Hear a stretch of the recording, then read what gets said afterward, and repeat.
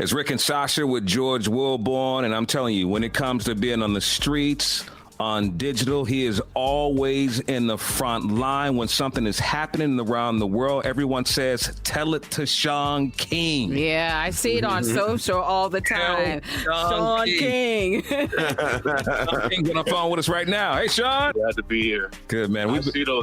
I get tagged, believe this, I get tagged about 15,000 times a day. Wow. I believe it. World. Yeah.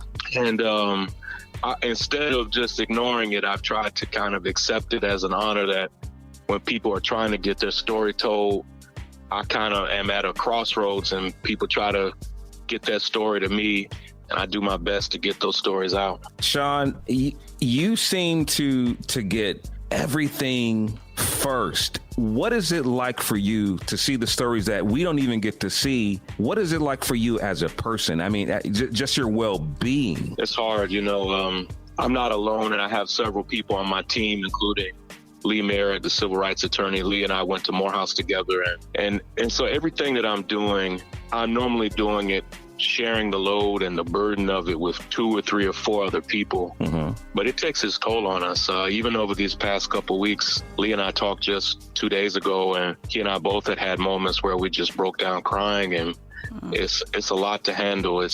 We're dealing with not just murder and death online, but Lee and I are holding the hands of these families, walking them through it, and we're absorbing a lot of their pain and trying to fight for justice for them. And we try to hold it together every day, but it catches up to us. And it's just a lot of death, a lot of pain, a lot of heartbreak.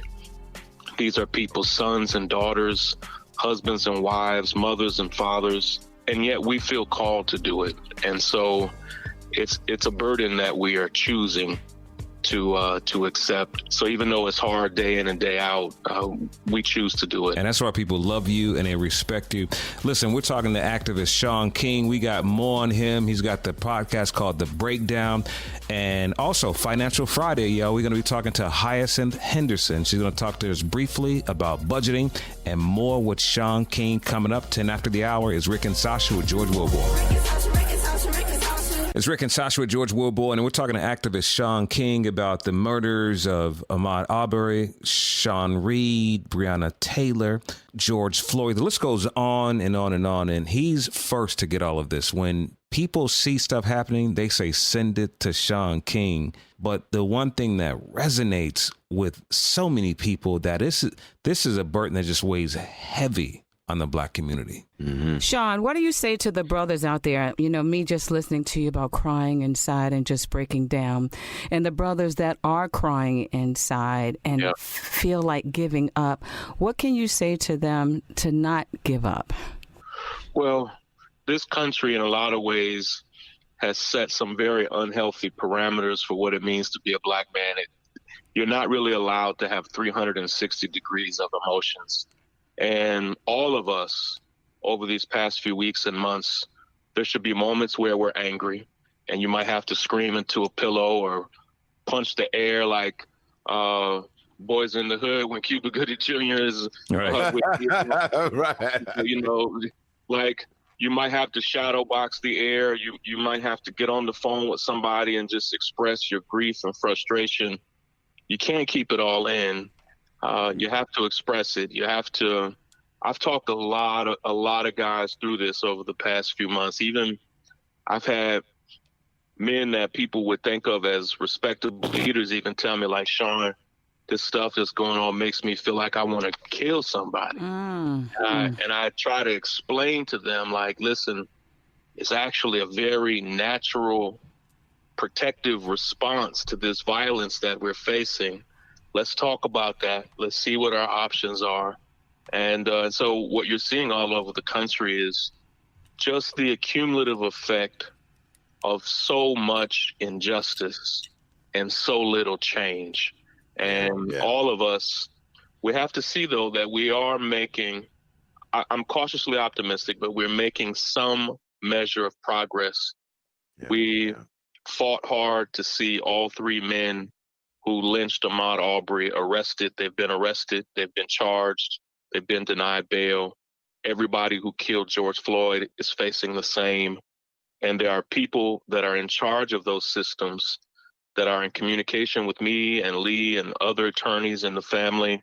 So an arrest is not justice, but what you're going to see soon is in Minneapolis, activists and organizers there are fighting for deep change in the city. And I think you're going to see some sweeping changes in Minneapolis and all over the country. So we are seeing some progress. Real progress would be us not even knowing the name Breonna Taylor. We shouldn't know her name. We shouldn't even know Ahmaud Arbery's name. These men and women should just be living their lives in Brunswick, in Louisville, and they shouldn't be famous. They shouldn't be hashtags, but we've been put into a corner, and hopefully we'll get to the point eventually where these things are so rare, but we're far away from that right now. Yeah. Brother, I got to tell you, your podcast, The Breakdown, that's a masterpiece. And I heard the story of Breonna Taylor and how you told that story, man. I mean, it hit a lot of hearts. How is her mother doing? And let's talk about that in 10 minutes when we come back. It's Rick and Sasha with George Wilborn. We got more with activist Shaun King. It's Rick and Sasha with George Wilborn, and we've got the pleasure of talking to activist Shaun King right now. Shaun, as I, occasionally I'll go sit in the room, the lights off, and I'll go listen to your podcast, The Breakdown. And if you guys have not checked out The Breakdown, you need to. Yeah, it is a master's class of what's going on. Thank you, man. I could really feel your pain and your passion, and I can only imagine, as you told the story about Breonna Taylor, what her mother Tamika Palmer was going through. Yeah. How is she doing? I mean, how is she doing? It's hard, man. It's hard. These families. Lee and I shared a video that Ahmaud's mother Wanda had us send to Breonna's mother Tamika. And these mothers are now dealing with their first birthdays without Ahmaud and without Breonna. And the pain is deep. And what we've seen, and we've walked a lot of families through this, is these arrests, and even if there are convictions, it helps a little, but very little. What these families would rather have is their loved ones back. And so what's really painful is that these families hardly get a moment to grieve like an everyday person, because they're then thrown into the spotlight, forced to do interviews. All of a sudden, they have to advocate for justice when it should just work for them.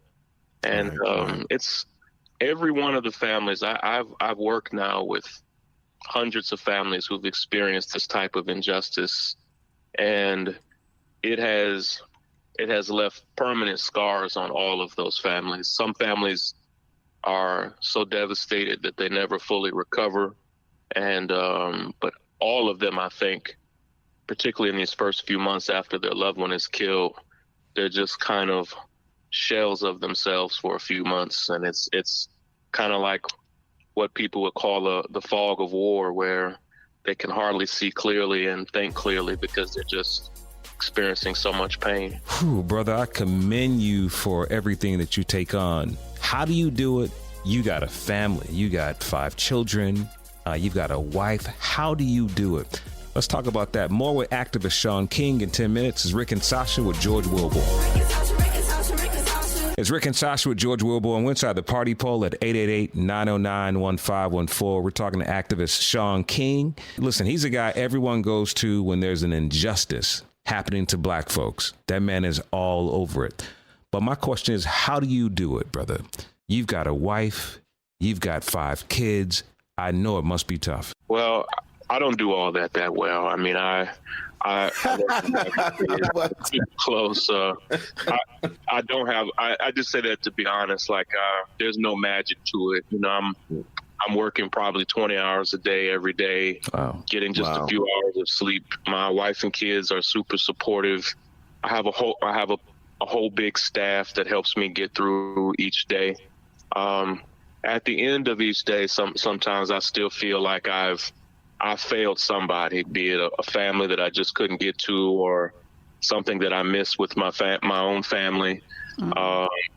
So I'm scrambling each day. And part of what I'm trying to do is to build a staff and build volunteers that can duplicate what I do on a daily basis and take on some of that. But anybody, a lot of people who do this work, I'm 40 now, a lot of people who do this work ran their families into the ground. And I try my best to push as hard as I can and still have my family intact at the end of the day.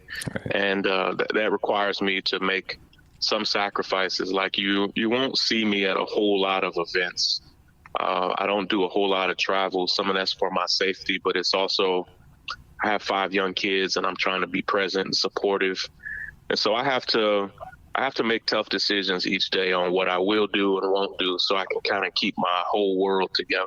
I totally understand. And it's tough, and we appreciate you giving of your time, but thinking of your family too first. Yeah. Thank you. Yeah. Shaun, I don't hear many people talk about, and you're definitely one of the ones who brought it up. We don't talk too much about Shaun Reed. Yeah, for people who don't know Shaun's story, Shaun was a decorated military veteran who seemed to be having some type of mental health crisis. And in the midst of that mental health crisis, he turned on his Facebook page and went live. And all of a sudden it was 500 people watching, then 1,000, and people began sharing it. It looked like he was in a car chase with police. You didn't know if it was real or if this guy was pretending. And I watched some of that as it was unfolding, and eventually almost 20,000 people across the world were watching. And all of a sudden you hear him get out of the car and he says that police are there. And next thing you know, the phone drops and it appears police have shot and killed him. And at the moment, as people watched it, you didn't know if it was real or not. And I had that same feeling when I saw Philando Castile being shot and killed, and people had shared that with me live as it was happening. And I didn't understand. They're like, what is this? You know, I'd never seen anything like that live. And when the police came over, they didn't know that Shaun was on Facebook Live, and they indeed shot and killed him. And then they just began laughing at him. And it showed a deep moment of cruelty just on how these officers feel and think about these encounters. And, police and others have said that Shaun was armed. Family and activists and organizers say he wasn't. Of course, like so many other cases, police say they didn't have body cameras on. And there's this one little thing that's very important that people need to know about Shaun Reed. And there's one thing that's affecting our community.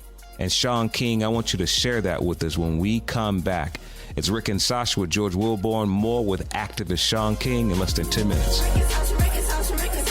It's Rick and Sasha with George Wilborn. We're inside the party poll at 888-909-1514. We're talking to activist Shaun King. And we were talking about the story of Shaun Reed, the young man who was killed by police officers in Indianapolis, Indiana, as he was in a car chase, videotaping this live. And a lot of people don't understand why he did it. But here's an issue that affects the Black community.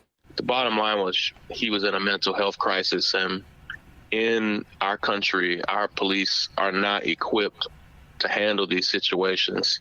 The thing is, people have mental health crisis all over the country and all around the world. Right. But in other countries, they don't handle these moments with this level of violence. And it's why a lot of people are saying, listen, we need to find ways to dismantle police departments and rebuild something much more redemptive and transformative in their place. I'll say this for anybody who's listening who may be in law enforcement.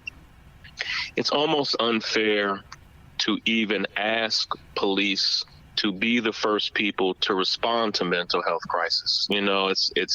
We need to have trained mental health teams and experts that respond to people that are in a moment of crisis that may need a hospital, an ambulance. And so our nation is now using police to discipline kids at school. We're using police to get through people that are having a drug overdose or a negative drug interaction.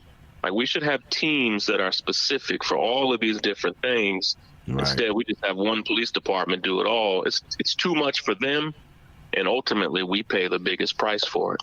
Absolutely.